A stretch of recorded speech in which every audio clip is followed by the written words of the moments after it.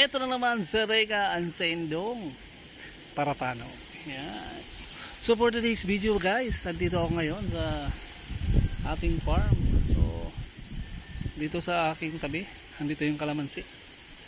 And yun, estimated 2 kilos to o sobra pa na kalamansi ang nakuha ko ngayong araw na to. So hindi na tayo bibili ng kalamansi. Meron tayong pangkonsumo. Siyempre, ayan. Mahaba bang timpla ng juice ito ng kalamansi juice. Yan, di ba? Thank you mga kalamansi dyan. Yan.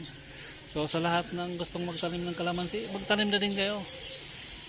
Para meron kayong nakukunan ng kalamansi. Yan. And siyempre, ang pinakamaganda sa kalamansi ko, yan, gumagamit tayo ng organic.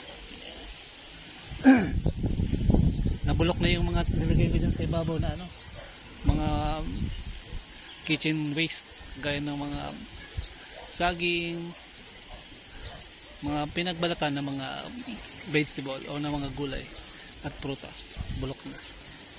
Yan. So let's spray it. Let's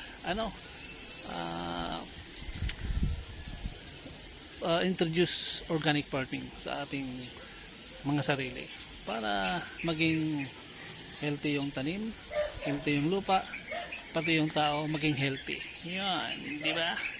So that's it. This is para tanong sana Reka Babos. Peace out.